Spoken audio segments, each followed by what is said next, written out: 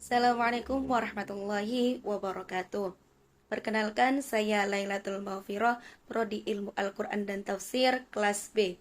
Saya akan menjelaskan tentang persamaan dan perbedaan dari Kutubut Tis'ah. Sebelumnya, saya akan menjelaskan sedikit tentang Kutubut Tis'ah sendiri. Kutubut Tis'ah yakni 9 kitab hadis yang menjadi referensi atau rujukan umat muslim, khususnya para ulama atau para mujtahid dalam istinbat hukum. 9 kitab tersebut yakni Sahih al-Bukhari, Sahih al-Muslim, Sunan Ibnu Majah, Sunan Abi Dawud, Sunan An-Nasai, Sunan At-Tirmidzi, Al-Muwatta Imam Malik, Musnad Ad-Darimi, dan Musnad Ahmad. Saya akan menjelaskan satu persatu dari 9 kitab tersebut. Yang pertama ada kitab Sahih al-Bukhari, karya Imam Abdullah Muhammad bin Abdullah bin Ismail bin Ibrahim bin Mughirah bin Bardisbah al-Bukhari, atau yang sering kita sebut dengan Imam al-Bukhari. Beliau lahir pada tahun 1149 Hijriah, 149 Hijriah, dan wafat pada tahun 256 Hijriah. Nama asli kitab ini yakni Al-Jami Al-Musnad As-Sahih Al-Mukhtasar min Umuri Rasulillah wa Sunanihi wa Ayyamihi. Dalam kitab ini terdapat 7.275 hadis. Namun tanpa pengulangan hanya ada 4.000 hadis. Selanjutnya yakni kitab Sahih lil Muslim, karya Imam Muslim bin Hajjaj bin Muslim bin Wardi bin Kausyad Al-Kushairi An-Naisaburi, atau yang sering kita sebut dengan Imam Muslim. Beliau lahir pada tahun 206 Hijriah dan wafat pada tahun 261 Hijriah. Nama asli kitab ini yakni Al-Musnad As-Sahih Al-Mukhtasar Minas Sunnah bin Naql Al-Adl Anir Rasulillah. Dalam kitab ini terdapat 12.000 hadis, namun yang tanpa pengulangan hanya 4.000 hadis.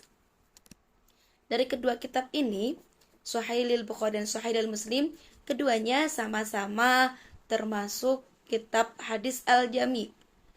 Kitab al-Jami yakni kitab yang memuat banyak hadis dan dimulai dari bab-bab akidah dan memuat dari 8 permasalahan.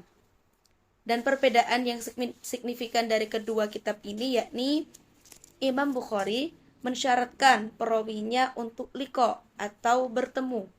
Namun Imam Muslim hanya mensyaratkan mu'asarah atau hidup satu zaman, satu masa.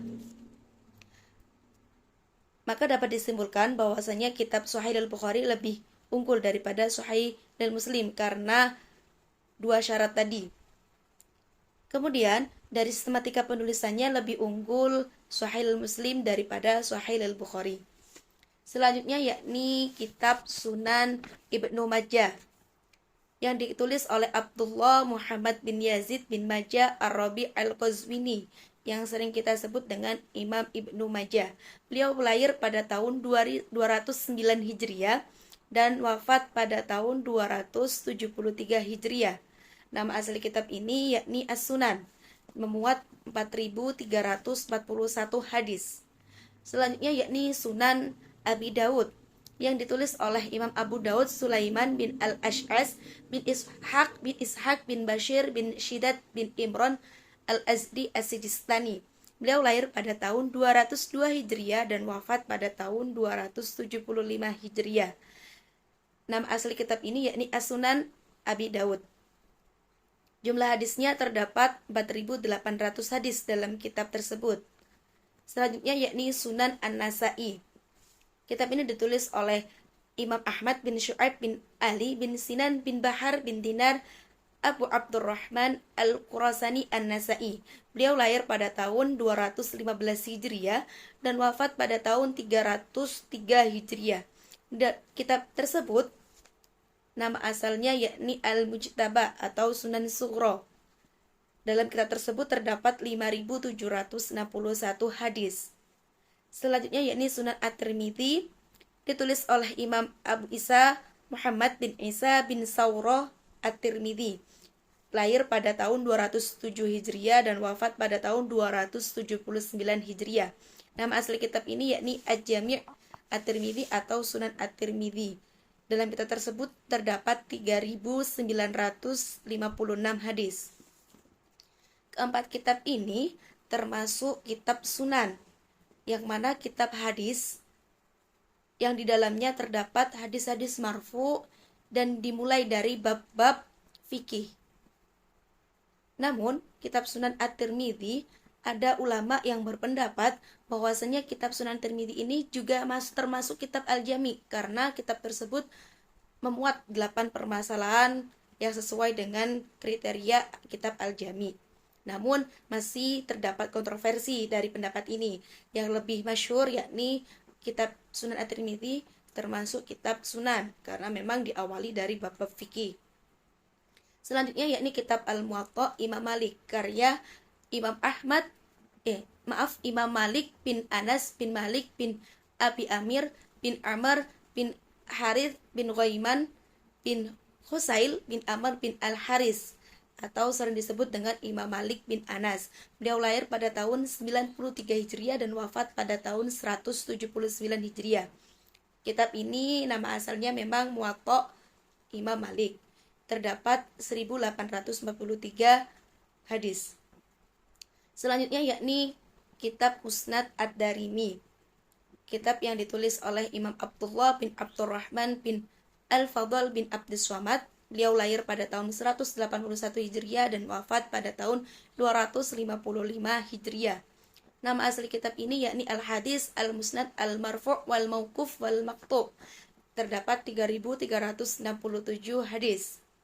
Nah, kitab ini menurut beberapa tokoh bahwasanya kitab ini masih jarang sekali ada ulama yang secara spesifik mengkritik kitab ini karena memang masih jarang, masih sedikit kitab atau syarah yang membahas tentang hadis yang di dalam kitab Musnad Ad-Darimi ini. Selanjutnya yakni yang terakhir kitab Musnad Ahmad yang ditulis oleh Imam Ahmad bin Muhammad bin Hanbal bin Hilal bin Asad Al-Marwazi Al-Baghdadi. Beliau lahir pada tahun 164 Hijriah dan wafat pada tahun 241 Hijriah. Kitab ini memang nama asalnya ini Musnad Ahmad, terdiri dari 40.000 hadis, yang tanpa pengulangan hanya 10.000 hadis. Kitab Musnad ini, dalam Musnad Ahmad ini ada yang mengatakan bahwasanya ada hadis-hadis sahih yang belum dimuat dalam kutubut tis'ah yang lain, hanya ada dalam kitab Musnad Ahmad ini. Musnad Ad-Darimi dan Musnad Ahmad disebut kitab Musnad karena penyusunan kitabnya, sistematika penulisannya disesuaikan dari nama sahabat perawi hadisnya. Mungkin cukup sekian yang dapat saya sampaikan. Kurang lebihnya mohon maaf. Assalamualaikum warahmatullahi wabarakatuh.